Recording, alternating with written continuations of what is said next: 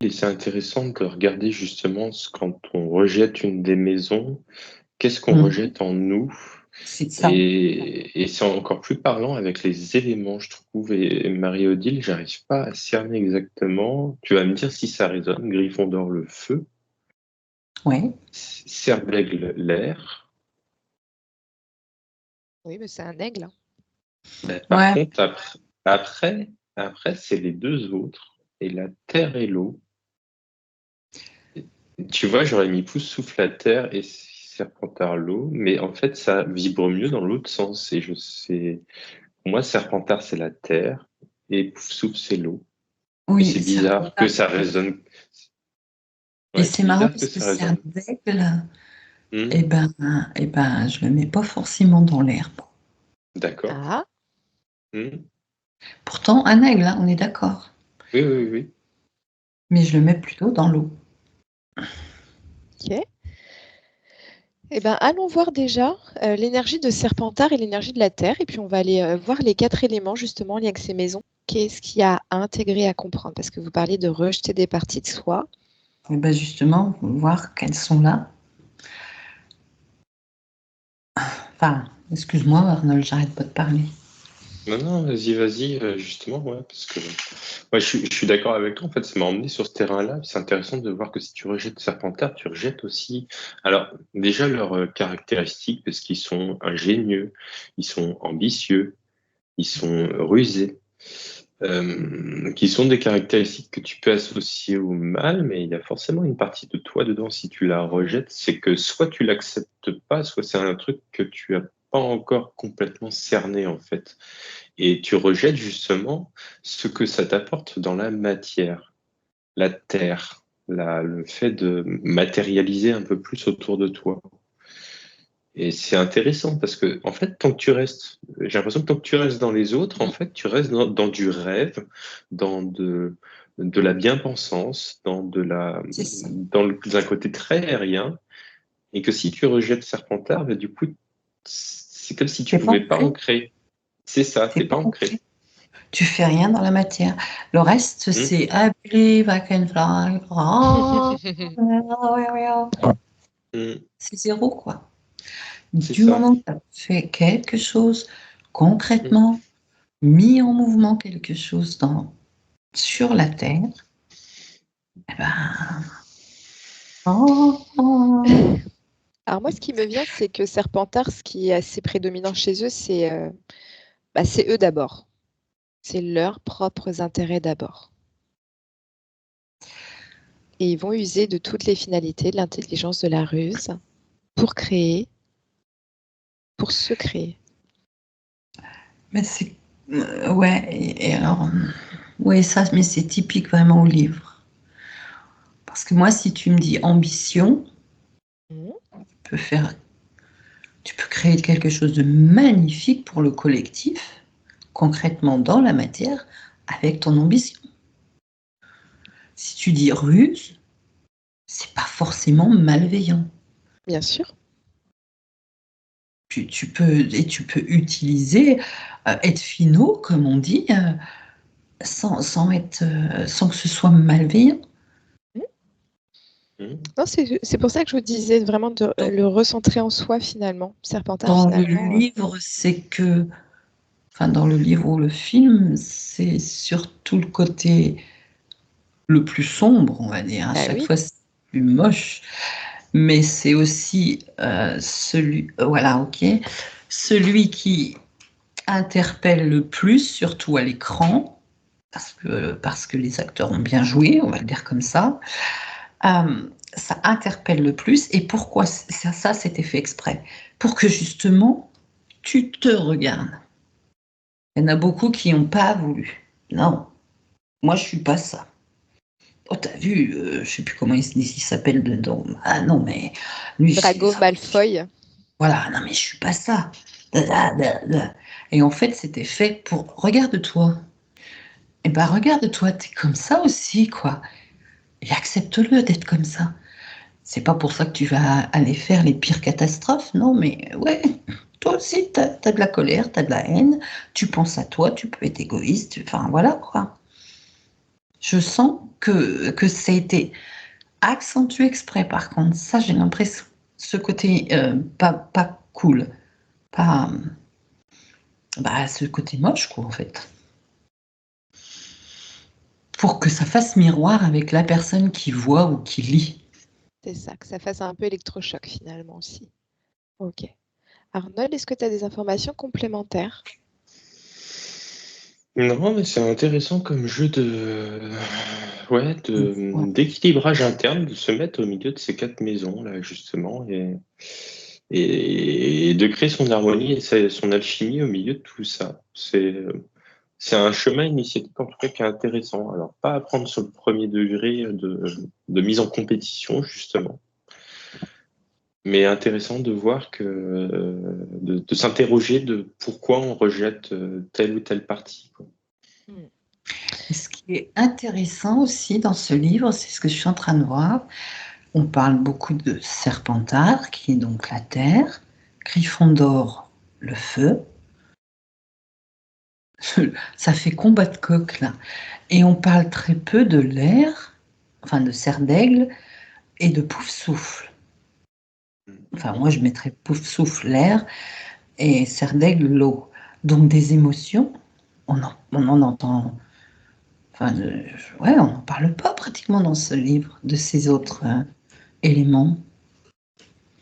Alors pourquoi, tiens, on n'en parle pas trop?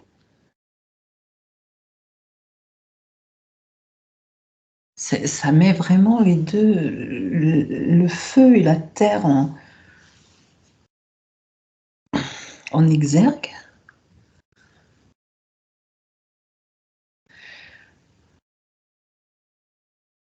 Alors c'est vraiment, je sens que c'est fait exprès aussi, mais tu vois, je l'aurais jamais trouvé si j'avais pas été là en hypnose, hein.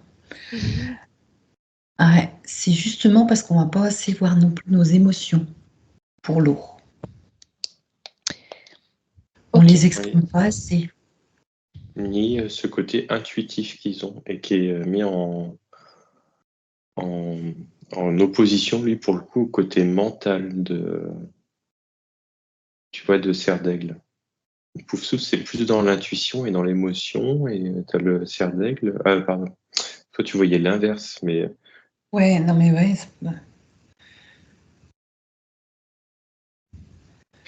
il y a une opposition mentale-intuition qui est intéressante à prendre dans l'autre sens, alors que là, pour le coup, sur Terre-Feu, c'est vraiment. Tu es purement dans le sentiment, là. Dans le côté, dans le sentiment. Voilà. Ah, j'arrive pas à trouver mes mots. Je vois surtout de la confrontation. Voilà, c'est J'arrive. ça. Alors la confrontation vis-à-vis de quoi?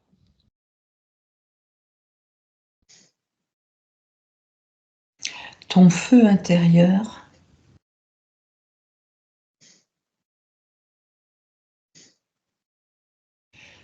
Il y a une histoire d'ancrer dans la matière.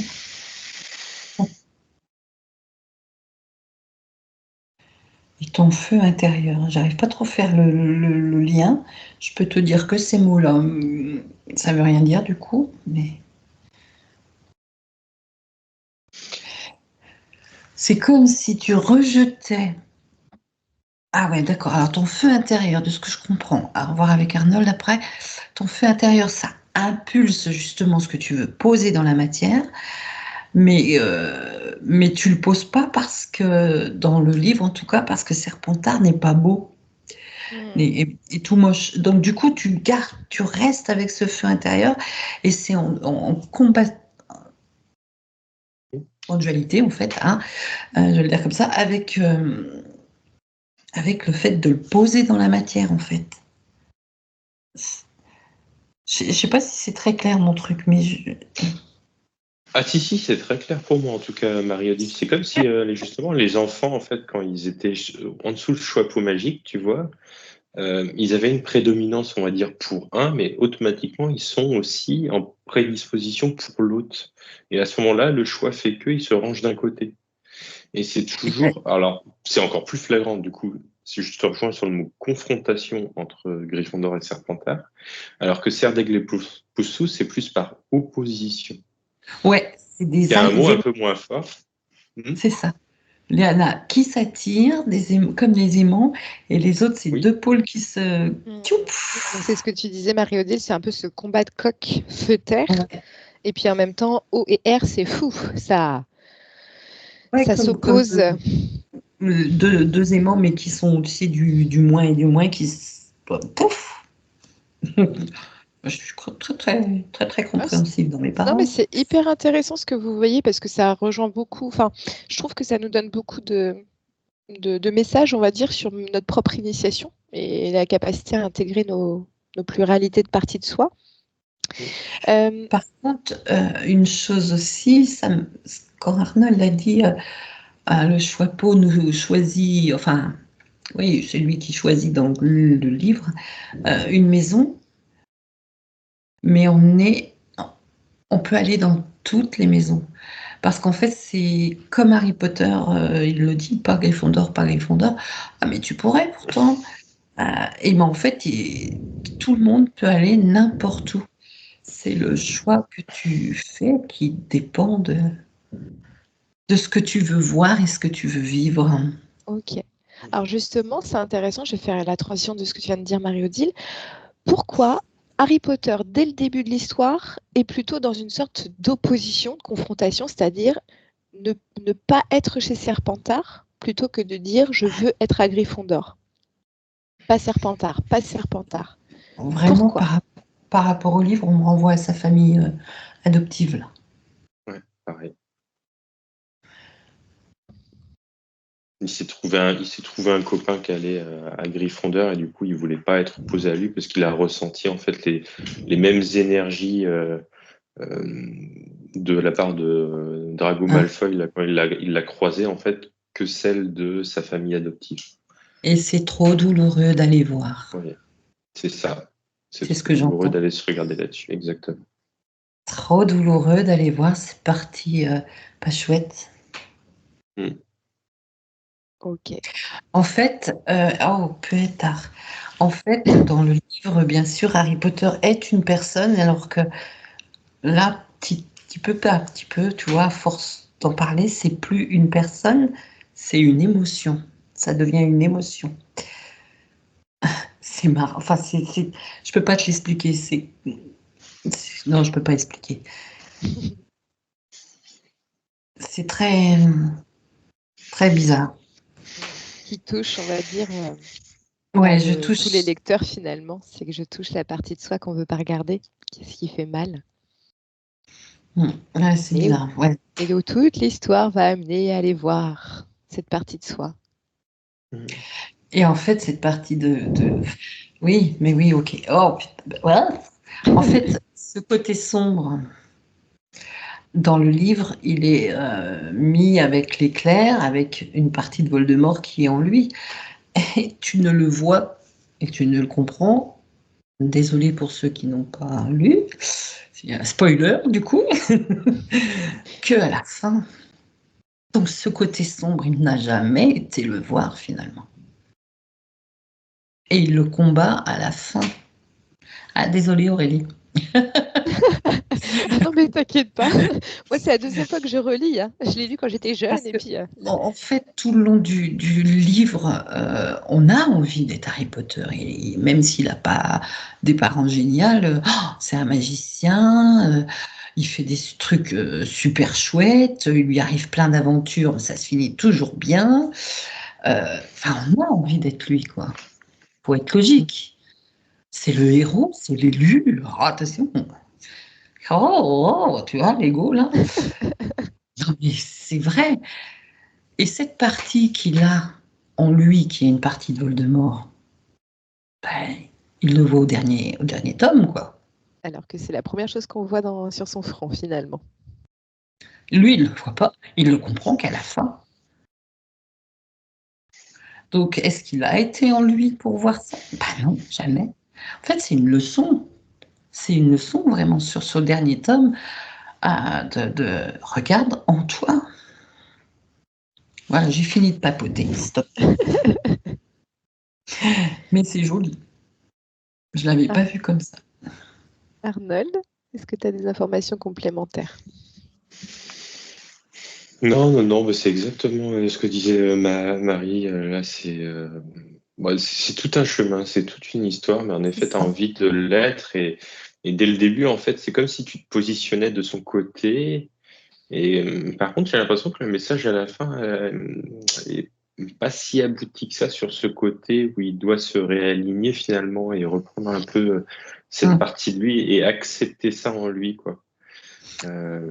C'est assez tortueux et j'ai l'impression que c'est à partir justement de peut-être un peu plus de la moitié de l'histoire, mais sûrement quand il a 15 ans là justement, où ça devient un peu plus tortueux, c'est-à-dire que cet aspect qu'on voyait de potentialisation qu'il y avait avant et de création dans la matière, bah là concrètement à partir de 15 ans, il est aussi confronté à ces parties ombres qui se matérialisent devant lui Mm, mm. et de plus en plus et que tout ce qu'il a en face de lui, ce sont ses propres choix intérieurs. C'est ça. Mm. C'est hyper Ça en fait tout. intéressant. C'est y Et, créer. C'est quand on dit tu crées ta vie, tu crées ta mm. réalité. Mais voilà quoi. Ouais, et qu'il y a un moment, il est obligé de faire le mal d'ailleurs, hein. Hum, Et il a envie de faire le mal, et hum. clairement, ouais. Ok. Alors, je vais vous faire aller voir toute autre chose. Donc, je vais vous couper de tout ce que vous venez de voir. Mhm. Et je vais vous parler de Albus Dumbledore.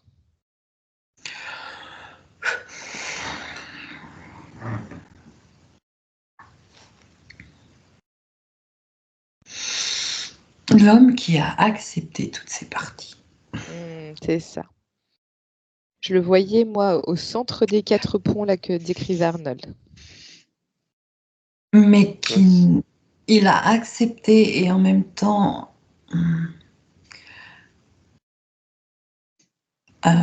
pas pleinement. Il se sent encore coupable de lui envers lui. Mm. Culpabilité. Voilà. Culpabilité, exactement, et sacrifice. Il y a cette notion de... Sacrifice. Mm. Ok. Ah, je sens Alors, le sacrifice. Ouais, Marie-Odile, tu vas aller voir la culpabilité. Pourquoi il en a encore en lui? Qu'est-ce que ça représente par rapport au travers du personnage? Et puis Arnold, tu vas aller voir cette notion de sacrifice. mm.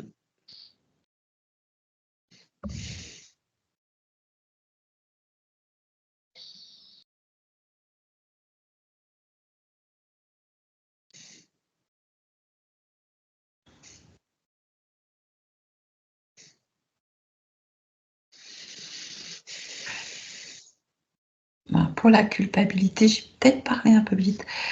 Il était en chemin d'accepter toutes ses parts.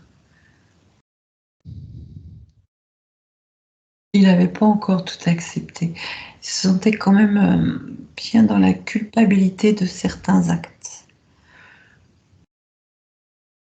Euh, Ouais, mais c'est il ne vrai. s'est pas pardonné à lui-même. Et c'est pas par rapport au regard qu'on pouvait avoir de lui, c'est vraiment lui envers lui. C'est-à-dire que si un tel lui disait mais t'as vu ce que t'as fait, ça, c'est lui-même envers lui-même. Mm. Se pardonne pas ce qu'il a pu faire ou pas faire, de lui-même en lui-même. Il n'était pas encore complètement en paix avec ça quand même. C'est vraiment je parle du personnage, hein, Mhm. vraiment.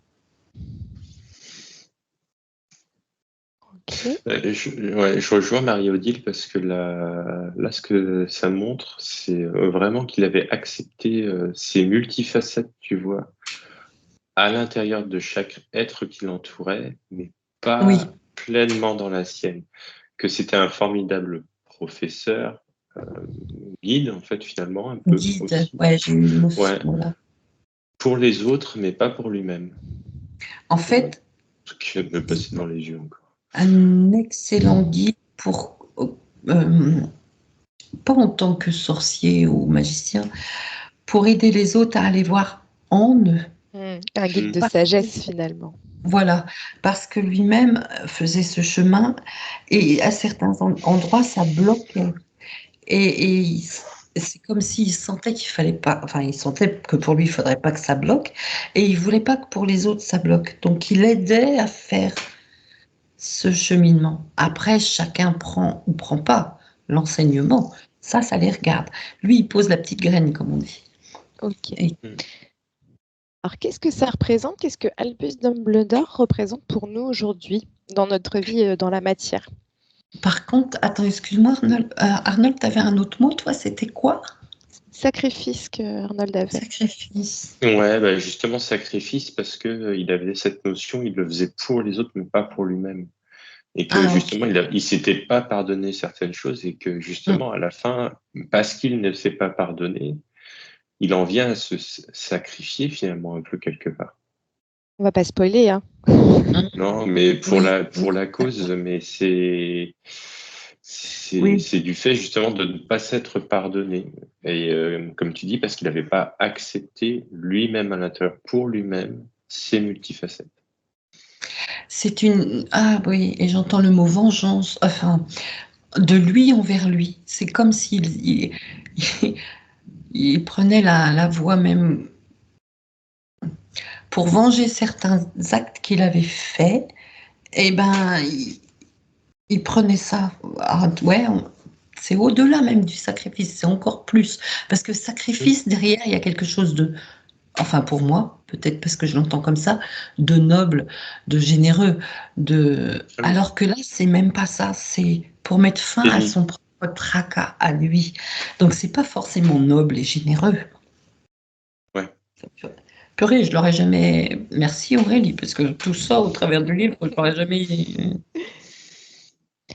Alors justement, est-ce qu'on peut faire le parallèle avec l'énergie que représente Dumbledore ou avec tous les messages et puis ce qui se passe actuellement pour nous, de ce que nous avons à comprendre?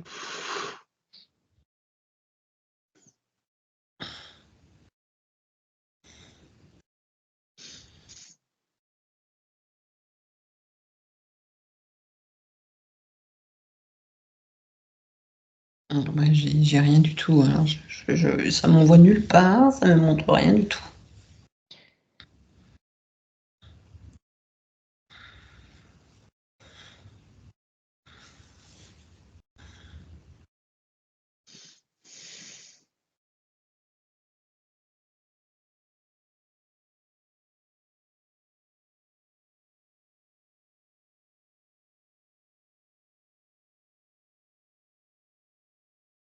Arnold, est-ce que tu as quelque chose?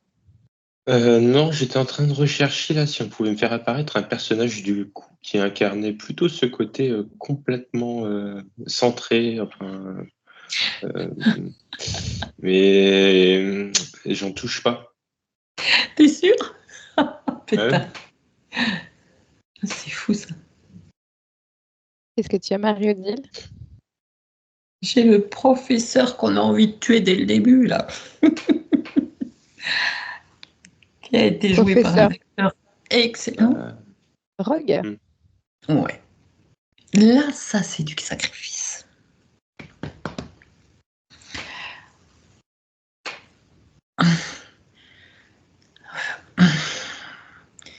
C'est lui qui m'apparaît, mais Non, mais ça vibre bien. Alors, pourquoi on vous fait la transition sur le professeur Rogue? Allons voir. Je sais pas, moi ça me. Alors j'ai une phrase qui m'arrive, mais c'est la même que pour Harry en fait que euh, l'amour laisse une marque indélébile et que ce soit en Harry Potter avec sa cicatrice ou en lui, ça a été la même chose. Mais que lui justement ça émanait de son cœur. C'est comme s'il était plus. Alors, alors, c'est bizarre de dire ça de Rogue, mais en effet, je rejoins par le livre, c'est comme s'il était plus pur que Harry Potter. et plus pur que Dumbledore, pour te dire. Ouais. C'est pas, ça se pose pas sur la même. Pour le coup, on peut comparer. Ça se pose pas de la même façon. Il y en a un, ça Hmm. serait la Terre, c'est Rogue, et Dumbledore serait Gryffondor, le feu. Hmm. Alors, ce qui est intéressant, ce que vous dites, c'est que finalement, moi, ce que je ressens, hein, c'est que Dumbledore, il y a un côté quand même très éthérisé dans ce que vous avez vu. Pour moi, il y a vraiment cette notion aussi d'eau et d'air, de façon à expanser toutes les énergies aux différentes maisons, différents élèves. Alors que Professeur Rogue incarne pleinement sur Terre, à la Terre, les énergies en alignement à son être et de ce qui émane de son propre cœur. Et donc, est-ce que finalement le but d'une incarnation ne serait pas de devenir un professeur Rogue? J'aurais jamais pensé vous dire ça une fois dans ma vie. Alors avec un peu plus de gentillesse quand même. Oui, alors après, la gentillesse, c'est pareil, c'est une notion de jugement parce que, comme vous disiez, hein, il faut accepter toutes ces parties. Ouais, Mais est-ce que justement, c'est pas d'accepter et d'être son cœur? C'est-à-dire qu'on soit dans le fait. Ouais, Excuse-moi, vas-y, Mariette. pardon, excuse-moi. Non. Non, mais justement, Rogue, il déteste ouvertement Harry Potter et il le montre bien comme il faut. Comme au moment où il faut l'aider, il le montre. Il montre aussi sa bravoure et son courage. Il montre sa loyauté. Il montre qu'il déteste. Il montre qu'il n'aime pas. Mais par contre, il est totalement aligné à chaque instant. Totalement ça. Il est totalement aligné. Alors, il y en a qui verront, et effectivement, moi, je le vois aussi, il n'est pas aligné quand il va aider Voldemort, quand ils se retrouvent ensemble. Là, en toute logique, mais d'accord, ok, j'entends, oui, mais c'est accepter aussi son côté sombre. C'est ça. Ouais, il a été comme ça, il peut encore l'être, et voilà, sans par contre aller jusqu'à faire du mal. Vraiment, il l'a fait, hein, on comprend dans le livre qu'il a fait ça, mais que là, c'est du repentir, et ça va au-delà de ça. L'amour fait des miracles. C'est ça. Avec un grand A. Excuse-moi, Marie-Odile, pardon. Non, je dis avec un A majuscule, l'amour. Ouais, c'est ça. Et puis, je vois vraiment aussi une vision différente des choses selon que tu les regardes de loin ou quand tu les regardes de près. Et là, ça me met le focus par rapport à Harry. Justement, quand il le regarde de près, il peut pas le voir en peinture parce que c'est le portrait craché de son père, qu'il déteste. Et donc, il déteste Harry. Et quand il le voit de loin, en fait, il voit que l'émanation, en fait, de sa mère qu'il aime du plus profond de son cœur. Et en fait, quand il le regarde de loin, il a envie de le protéger. Et c'est totalement accepté les deux côtés. C'est vécu entièrement. Il peut lui d'un donner des côté heures ou de de l'autre. colle en cours, comme de loin manifester des paroles pour le protéger, pour pas qu'il tombe sur un match de Quidditch. C'est hyper intéressant. J'adore cette enquête. Et donc, est-ce que ça ne rejoint pas finalement ce qu'on amène à nous faire un peu lâcher, c'est-à-dire cette différence entre les valeurs morales et la grandeur d'âme?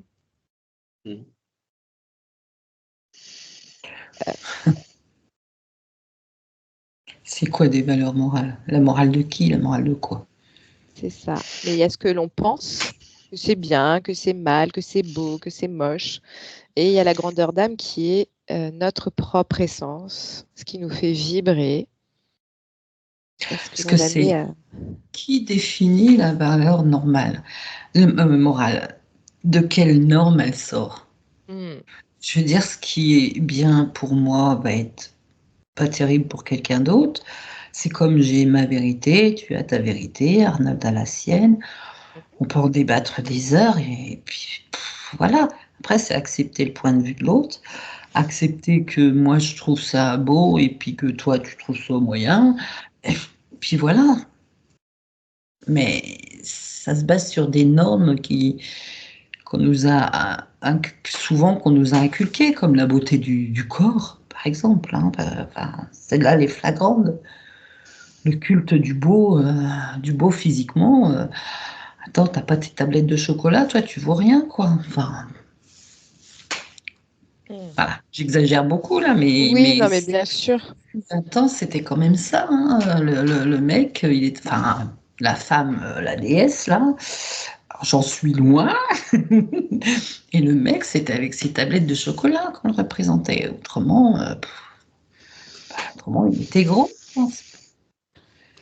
Donc les valeurs morales, c'est toujours selon une norme inculquée par les autres, par je ne sais qui d'ailleurs. Une Voilà. projection extérieure, finalement. Ok. Arnold, tu as quelque chose de complémentaire?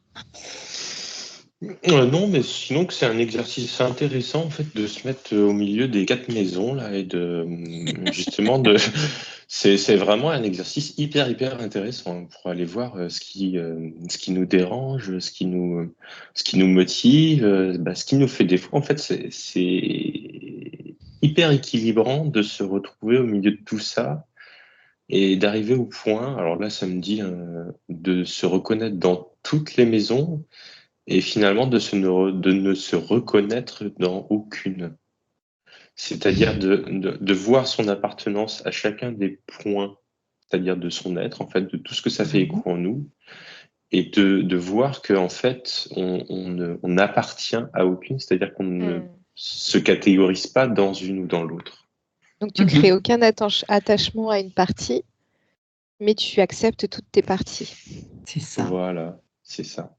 Ok. Et en allant voir toutes celles qui te dérangent, quoi. Ok. Alors, est-ce que vous avez encore un peu d'énergie pour que je vous pose 2 dernières questions? Let's go. Allez. Ok. Alors, je vais vous parler d'Hermione et de Ron Weasley. Qu'est-ce que ça représente pour Harry Potter dans l'histoire? Ah, c'est des parties de lui, ça. Tiens. C'est ce qui vient tout de suite. Ils sont masculins, ils sont féminins. Bah oui, c'est ce qui vient tout de suite. Ok. Donc, un féminin qui est hyper exigeant, tu vas bosser, tu vas apprendre, tu dois tenir tes cours. Et un masculin qui dit non, mais attends, on va rigoler là. La rigueur et en même temps, on me rappelle que Ron est un excellent joueur d'échecs. Donc il faut être, enfin je pense, je ne suis pas aux échecs, mais il faut quand même avoir une certaine structure. C'est ça, une En anticipation plus de dans le logique. futur. Donc, Ce serait pas plutôt l'inverse d'ailleurs. de quoi? Son masculin, son féminin porté par Ron et son masculin porté par Hermione, c'est bizarre.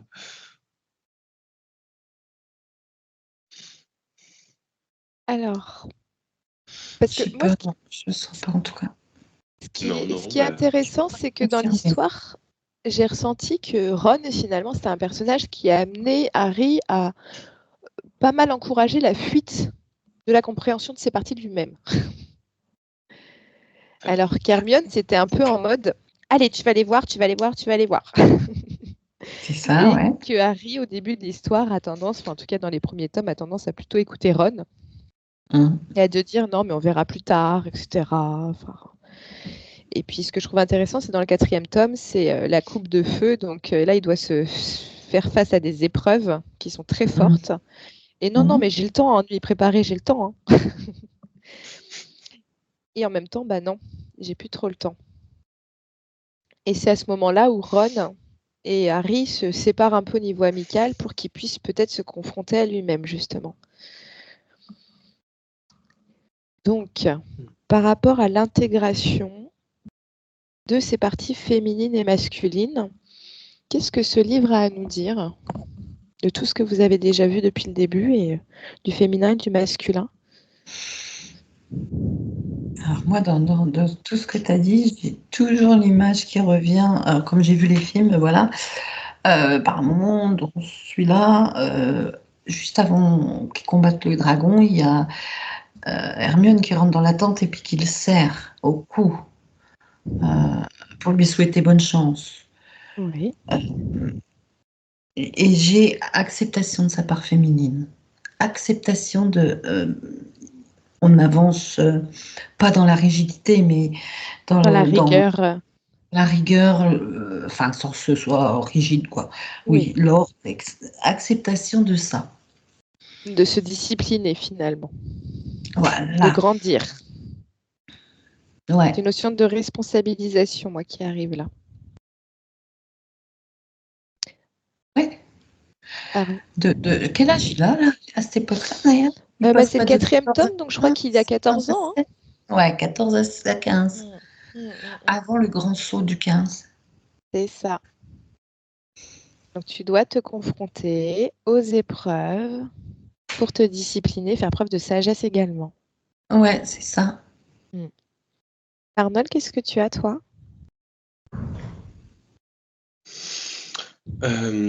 Par rapport à Ron et Hermione, ouais, vraiment.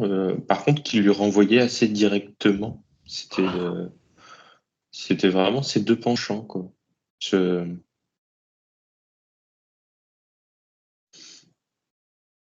Moi, j'avais pas plus que ça. Faudrait limite relire l'histoire, en fait, pour voir, en fin de compte, de comprendre que tout ce que Ron et Hermione expriment, c'est ce que Harry ressent, quoi. C'est ça. Et à un moment donné, il n'y a pas... Alors moi, je ne suis pas rendue à la relecture de cette partie-là, mais Hermione et Ron se mettent pas en couple à un moment donné. Oui. C'est à quel Si, à la stade? fin, Ouais. Qu'est-ce que ça c'est- symbolise pour Harry, ça, justement? Bah, son féminin, son masculin. Si tu veux, pendant, je sais plus quand est-ce que c'est, mais si on vient au livre que tu disais là juste avant, quand il y a plein les combats, tout ça. La coupe de feu. Ouais, oui, voilà, on accepte son féminin et sans rejeter complètement son masculin, on le met en berne. Et à la fin de ce livre, le masculin revient et essaye de reprendre contact aussi avec le féminin, avec Hermione. Parce que ce masculin, il se sent il se sent mal déjà par rapport à ce qu'il a fait, et il se sent un peu abandonné. Donc, tu vois, voilà, ça. Et il reprend contact après avec le féminin, ça y va tout doucement, jusqu'à ce que ça... En fait, je sais pas... Oh, excuse-moi, je suis vraiment pas claire.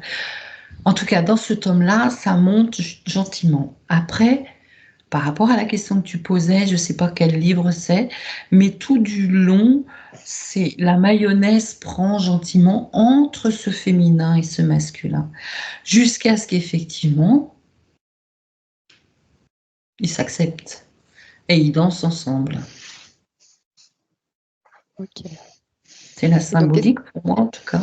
Et donc, qu'est-ce que ça fait à Harry Potter que ce masculin et ce féminin s'acceptent et dansent ensemble? Et sa propre transformation intérieure. Il s'accepte tel qu'il est. J'espère que pour Ron et Ginny, il n'y aura pas trop de conflits intérieurs après, parce que c'est quand même dommage pour eux, du coup. Ils font des bébés. C'est parti pour l'histoire Harry Potter. En fait, tout est symbolique. Ah bah complètement. C'est pour ça que je voulais vous faire aller voir ce thème. Et encore, il y a plein de questions encore que j'ai envie de poser, mais on va s'arrêter là pour ce soir, enfin pour juste après-midi. Dernière question. Si je vous parle du personnage Hagrid, qu'est-ce qui représente? Quels sont les messages et les énergies qui vous viennent?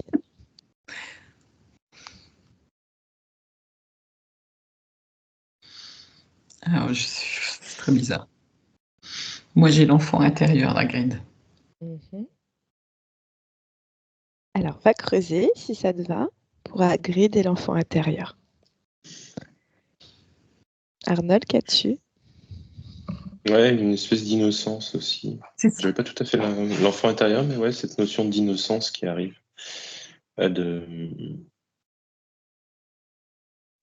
C'est ça. C'est comme un gamin, bon, on s'en fiche, quoi. C'est ça. Enfin,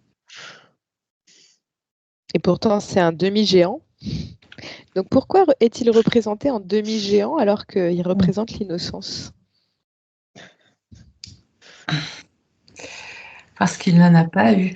C'est proportionnel à ce que Harry Potter n'a pas eu. Dans l'enfance, sa vraie enfance, où il Ça a dû reflète grandir très vite.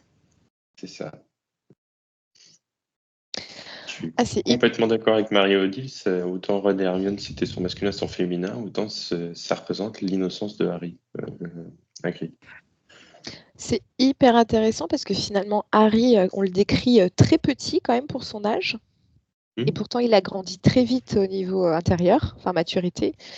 Et Hagrid représente l'innocence, donc cet enfant incarné, mais qui est en demi-géant. Et qui fait un peu n'importe quoi. Enfin, il est aussi responsable, attention, mais il est, ouais.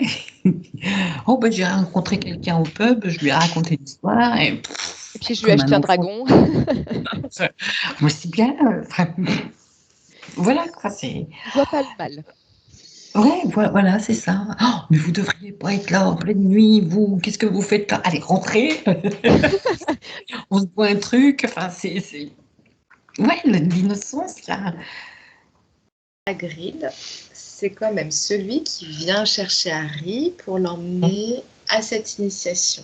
C'est vrai. Dernière question, pourquoi c'est le personnage qui représente l'innocence qui vient chercher Harry pour débuter cette initiation magique? Alors, l'enfant intérieur sauveur. Voilà ce que j'ai eu comme mot.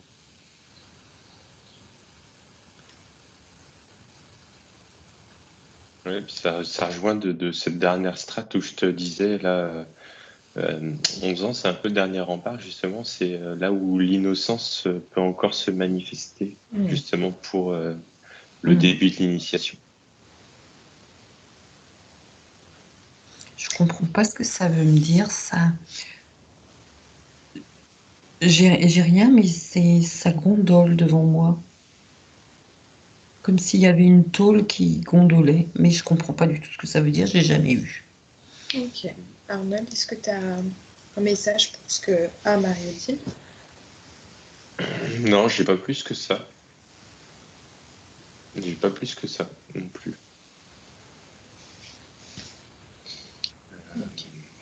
Pourquoi? Ouais, ce serait peut-être l'occasion d'une autre enquête. Peut-être que ça serait encore à approfondir. De toute façon, il y a plein de sujets dans Harry Potter. Mais... Bah oui. Ok. Bon, très bien. Je vous remercie énormément pour toutes ces informations. Est-ce qu'il y a un dernier petit message de fin pour ce thème Harry Potter?